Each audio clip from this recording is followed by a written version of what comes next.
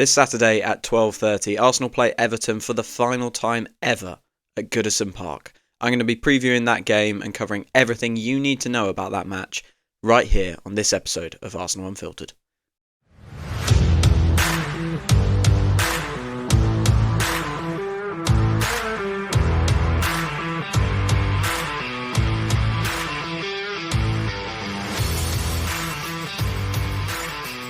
Hello and welcome back to another episode of Arsenal Unfiltered, your 3 times a week dose of Arsenal coverage with me, your host Mark. I hope wherever you are well. We're getting lots of listens from other countries at the moment, so hello to you if you're in Norway. We've had Ghana recently as well, so some new countries coming in and listening to the Arsenal Unfiltered podcast. You are very, very welcome and much, much appreciated. So yeah, like I said at the top, Arsenal versus Everton tomorrow at 12:30. I actually really like being the early kickoff. I don't know why. It's going to be a challenge for me to watch it tomorrow, unfortunately. But usually I am a big fan of the early kickoff. You know you're on TV. You know you're absolutely 100% on TV. You don't have to wait and watch all the other games come in. Hopefully you can get out there, get your win in early, and then sit back and watch the rest of the Premier League weekend unfold, hopefully with 3 points in your pocket. And look, it's more fun when you're competing for something. It's more fun if we were, 6 points behind Liverpool rather than 12. That would make this more fun. That would feel like we could put pressure on them with an early kickoff time. But it's still nice from a personal point of view just to, hopefully get 3 points in the bag and then just relax and enjoy the rest of the football for the weekend. We're obviously going to be chatting a little bit about Everton today. I'm going to be doing my predicted lineup, how I see us playing against these guys, but it would be remiss of me if I didn't cover the news that I think we all knew was coming. I think we all knew this was coming, and it's Gabriel is off for surgery now. Yeah. It's just one of those years. It has been one of those years, and I really cannot wait for next season to start now, because it's starting to feel like a drag. I'm quite lucky. I'm one of these people that can I've been able to compartmentalise the games, and I really enjoyed the game the other day, actually, the Fulham game. I thought there were some positives from our performance, some negatives from our performance, but then I sort of went online and listened to some other podcasts, and a lot of people were like, this has ruined the Real Madrid game now, and they're right. They are. That's probably going to make the Real Madrid tie about 3 times as hard, potentially losing Timber and definitely losing Gabriel. It really does drastically drop our odds in that game now, and I don't think we were favourites to begin with.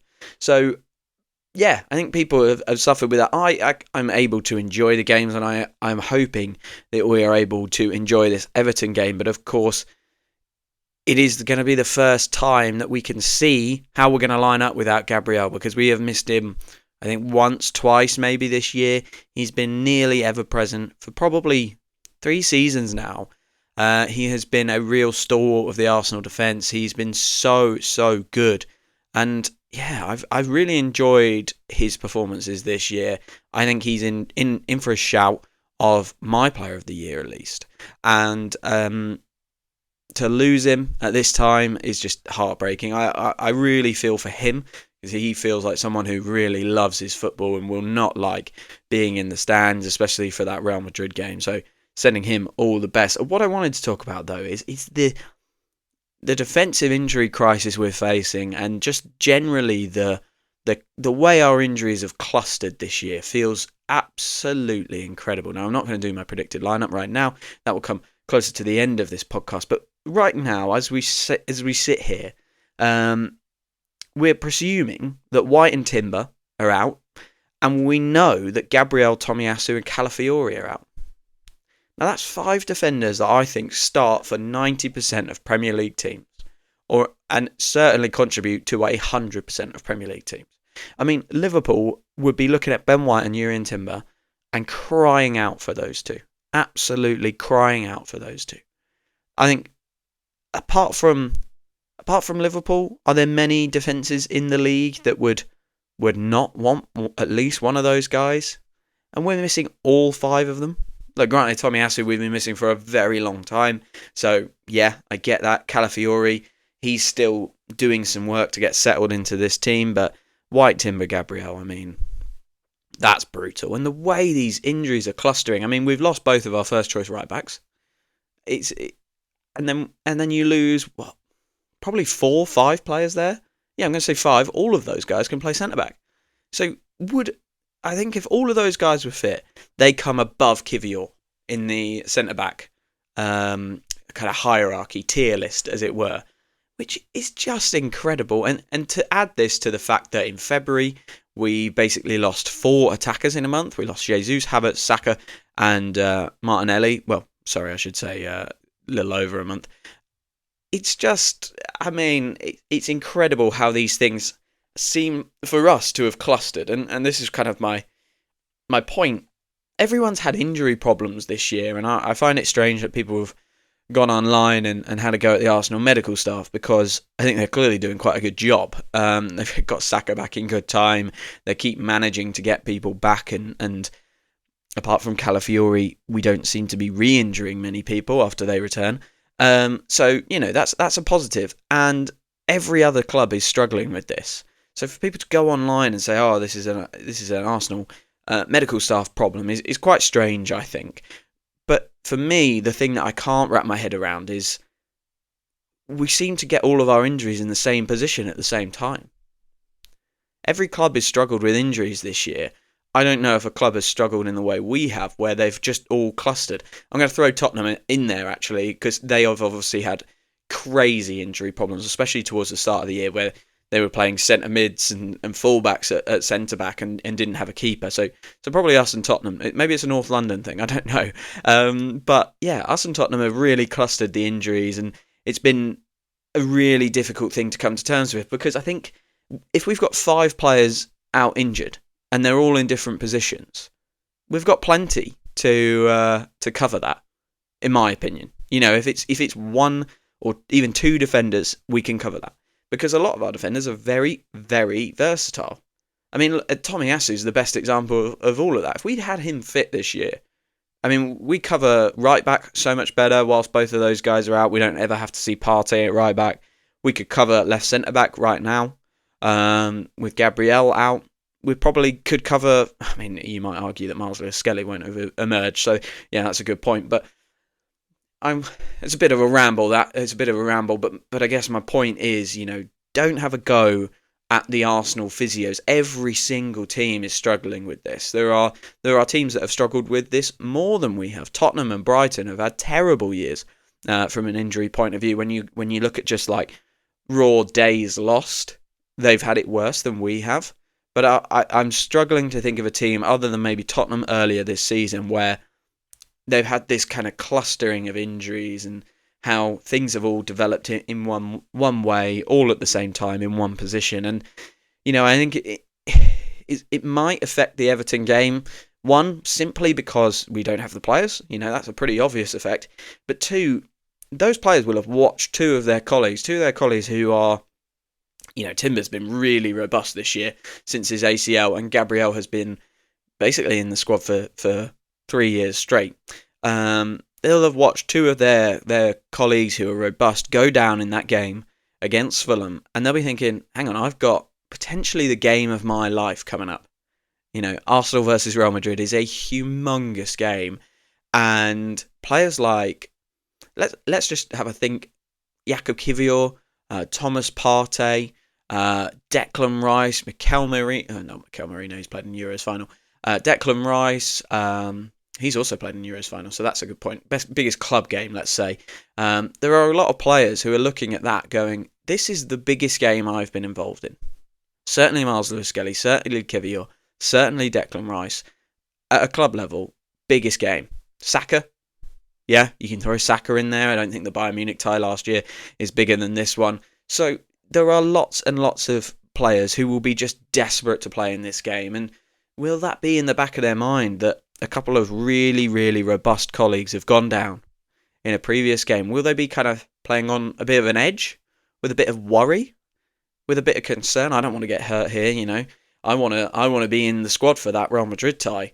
I think that's a real possibility that actually some of our players are worried about playing in this Everton game. And, that's not me questioning any of their professionalism. I actually think when we look back at this season, one thing that we will think about is how professional and kind of impressive it's been that the players have carried on and given 120%, even when the squad is falling apart around them and it's felt like there's nothing to play for. They have continued to perform at a really good level for every single minute of every single game, in my opinion. And I'm talking from an effort standpoint. I'm not necessarily talking from a quality standpoint. That's a different discussion. But I think they've been very professional and worked very hard this year and performed at a high level in those realms. So yeah, I'm worried about that in terms of the players. I'm worried about the crowd a little bit. Our away fans are typically very, very good. But will there be, again, a sense of nervousness in our away fans just from the point of, we saw the James Tarkowski tackle in the Everton Liverpool game. If that happens to any of our players tomorrow, the away fans are going to go absolutely loopy, and then are going to sit down and if it was me, I'd be worrying. I'd be absolutely worrying. If that goes anywhere near Saka, I'd be like, get him off the pitch. Just get him off the pitch. So I worry as well about, will our fans be a little bit nervous about that? But that's kind of my early morning ramblings for you. It's still before 7:30 here as I record, so that might not have been the most coherent thought. But basically, how can all of our injuries be, coming together in clusters, and will that affect the players and the crowd and their motivation for this game, or their worries about this game? Maybe. And we might see a kind of weird performance because of that.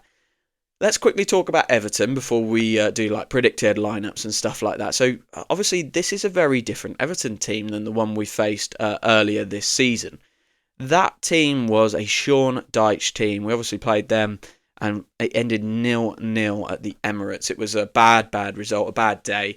It was kind of, I don't want to say the start of kind of things feeling really quite bad, but it was the end of the good period. Do you remember the good period where we beat Forest, we smashed up West Ham, smashed up Palace, smashed up Sporting, and it was like, okay, here we go. Like, this feels really good. And that was probably my favourite bit of the season. And then I think it was this game happened. We had another draw and Saka went down injured, all at the kind of a very similar time. And then it started to unravel a little bit, didn't it? We'd had the reffing controversy at the start of the year, and then we got into this period and it became the injury controversy, and we had some low block problems and all of that sort of stuff. This was part of that period, and it wasn't a good time. So I really hope we do go to Goodison Park and give them a good early kick-off hiding, just to kind of make up for that negative feeling. And we have had some negative feelings around Everton in the heads-to-heads recently. We obviously beat them 2-1 final day of last season, but that took a very, very late Kai Havertz goal. And we had to come from one behind. And I remember sat there thinking, it doesn't matter what Man City do if we don't do our job. And it required a goal from Tomiyasu, and it got a very, very late goal from Kai Havertz where the Everton defence just kind of fell apart. We beat them at Goodison in 2023, 1-0. Leandro Trossard scored that goal. And again, I mean, there was a good result at the Emirates in that in 2023 in that season, but in February 2023, September was the 1-0 win with the Trossard goal, and then we played them 3 times in 2023. That's crazy. Not even in the cups. But yeah, Everton beat us 1-0 at Goodison in February 2023, and that kind of faltered our title charge a little bit, didn't it? So yeah, there has been some, I don't want to say it's a bad head-to-head record, because actually it takes a long time to go back for a defeat against Everton. You've got to go back over 2 years now. But there have been some nervy games, I would say. The one where we played them at the end of the season last year, the one where we needed that Trossard goal. There's been some bad performances where we've just got over the line. So I'm certainly hoping we don't have that. One of the reasons for that is because Everton are typically a team that will sit deep, defend, especially when they were under Sean Dyche. Their MO was, let's not concede. And actually, they've done very, very well this season. They've got good defensive stats. I think they're 5th in goals conceded per 90, which for a team as low down the table as they are is very, very impressive. They've kind of set themselves up to be hard to score against, and maybe they'll nick a goal from a long ball, a counter-attack, a corner, a free kick. I mean, they are number 1 in accurate long balls per match in the Premier League and 5th in accurate crosses. So that should really tell you a little bit about how they're going to play. But there has been some change in Everton. David Moyes came in on the 11th of January and he's really tried to push them up the pitch a little bit more. Now that worked very, very well in the early stages. They got 3 wins on the bounce. They beat Leicester 4-0. They beat Tottenham 3-2, of course, and then Brighton 1-0. So they were scoring more freely in that period.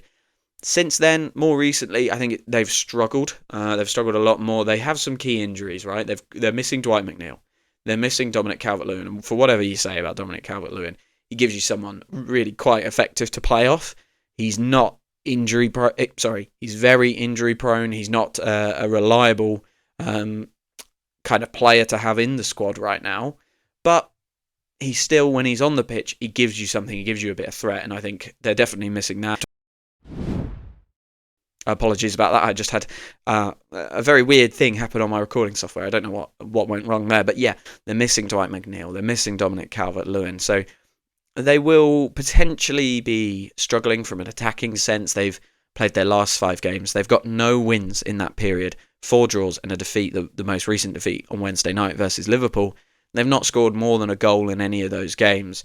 So I think we're going to be facing a team that might not want to sit in a low block, but David Moyes might not have too much choice. We've heard plenty of managers say that this year. Marco Silva said that about us this year. Ruben Amorim said that about us this year.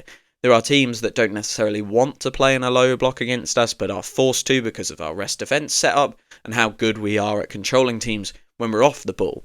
I think Everton are going to probably fall into that camp of a team that under David Moyes, they want to play a little bit more expansively, but not having Dwight McNeil really hurts them. Iliman Ndiaye is a doubt for the game. I don't know whether he'll start. I think he was on the bench for the Liverpool game. I'm just going to check and see if he got on, actually, because that might tell us a little bit more. But yeah, he is obviously a very, very good player as well. And I think he is, he came on the 69th minute. So he got just over 20 minutes. He's a very good player and he will not be at Liverpool for long. Not be at Everton for long, in my opinion. I think he's probably a bit better than that team. So yeah, I think we're going to be facing the usual, get ready for the classic of that kind of deep team trying to counter on us. But of course, we don't have Gabby, we don't have Timber, so we don't have our insurance policies. So will we want to play in a slightly different way? When you play the way we do, and we are surging forward and trying to control teams in their half, the insurance policy that you have to have is defenders who can cover ground, who are brilliant running back at their goal, and who are just fantastic in a one-on-one chase. Now, Gabriel and Timber, and I'm going to throw Ben White in there as well, they absolutely fill those properties. We don't have any of them. So are we going to roll the dice and say, hey, Saliba, Kivior, you're doing this today. Enjoy. And say to William Saliba, look, just be careful, be ready to go. Should one of those accurate long balls come flying forward from Everton? Or are we going to say, actually, we're not going to set our rest defence up in that way. We are going to maybe set ourselves up a little bit deeper and maybe ask Everton to come on to us a little bit and we'll try and hit them on the counter. I don't know. I know what I would do. I would continue to play the way that we have played. I think Kivior, we judge a lot of our squad players based on what they're not rather than what they are. And I think Marino falls into this category. Maybe Calafiori falls into this category as well. Kivior certainly falls into this category. And we go, well, he's not Gabriel, so that's a big problem. And it's like, yeah, we'd rather have Gabriel playing. Absolutely. And I've just said that. I've said that Kivior, for me, against Real Madrid is a massive concern. But also, we've got to recognise he's a pretty good player, in my opinion. Yes, he's got a mistake in him. Absolutely. But he's pretty tidy in the tackle. He's not the worst with the ball at his feet. And I kind of look at him as one of those players where I'm like, you are well-rounded. You're not excellent at anything. I don't think you are super secure. But actually, for whatever it was, 25 million quid that we paid for him to sit on the bench for most of the year and then come in when you're needed, I think he puts in decent performances. doing that role. And we judge him on the fact that, look, you're not Gabriel, so that's a problem. And yeah, it is a problem. But also what he is a fairly decent standing. And he is certainly better than the days where we had Pascal Sigan and Mustafi. I mean, who would you rather have stepping in for Gabriel right now? Mustafi or Kivior? I know which one I'm going for. I absolutely know which one I'm going for. So, a little bit of context around Kivior. So I would play in the same way. I think he's going to be good enough. We probably do need to say to William Saliba, maybe you don't overcommit yourself. But, I think we can do what we're going to do. And Everton probably, without Dwight McNeil, without a fully fit Njai, I'm not sure they're going to have the threat to hurt us with. Okay, I'm going to take a short break, have a little drink, and then when I come back, I'm going to do, predicted lineups, how we're going to play, how we're going to do, maybe do some predicted goal scorers. It's been a while since I've done predicted goal scorers, and back in a sec. Hello everyone, thank you so much for listening to this episode. If you're like me, you finished watching an Arsenal game, and you're already looking for the next bit of Arsenal coverage you can find. If that sounds like you, follow or subscribe to Arsenal Unfiltered on your podcast app of choice right now to make sure you don't miss a single episode from me. I'm here 3 times a week, reviewing matches and covering Arsenal news, and I'm so excited to have you all here as well. Thank you very much. Welcome back to Arsenal Unfiltered. This is a preview of Arsenal versus Everton. We play them tomorrow at 12:30. Like I said, in the first half, we've got a big defensive crisis on our hands. So let's talk predicted lineups. Let's have a think about how we might line up and how we might play. Now, I'm going to do a number of different scenarios here. I'm going to do what I think Mikel Arteta is going to do. I'm going to do what I would do. And then I'm also going to do what I would do, or what I think will happen. They're probably very similar, this one, if either of Timber or Ben White can start, because we just don't know with those guys yet. We haven't had a medical update, and I'm recording this way before Mikel Arteta's press conference later, so, don't jump on me if I say something and then it turns out Ben White or Timber is fit. But for the first two, I'm going to assume that they're not fit. So what do I think Mikel Arteta will do? I think he will go Raya, Partey, Saliba, Kivior, Miles Lewis-Skelly. So Partey dropping into that right back slot. From there, it's basically who have we got? You've got Kieran Tierney, you've got Zinchenko at left back, but I don't think they're going to come in. He's definitely going to favour Miles Lewis-Skelly in that spot. Kivior, last man standing, basically for the centre back backup, and Partey at right back has been his solution. Now midfield becomes a bit interesting when you lose Thomas Partey, and I think what he'll do is he will set up in the way that he set up at the end of the game against Fulham, with Rice dropping into the 6, Marino in the left 8, and Ødegaard in his usual spot of right 8/10. And I think he'll start Saka because of that. So Saka will start on the right wing, Trossard and then Martinelli, one of those two through the middle, one of them off the left. Now that's what I think Mikel Arteta will do. Why do I think that's not a good idea? Trossard or Martinelli will just get bullied. Whoever plays up front will get bullied out of the game by Tarkowski and Branthwaite. There's no way. I don't really like Trossard through the middle. I think he's too lightweight. We've seen it work before, but there's always been Havertz next to him when it's worked before.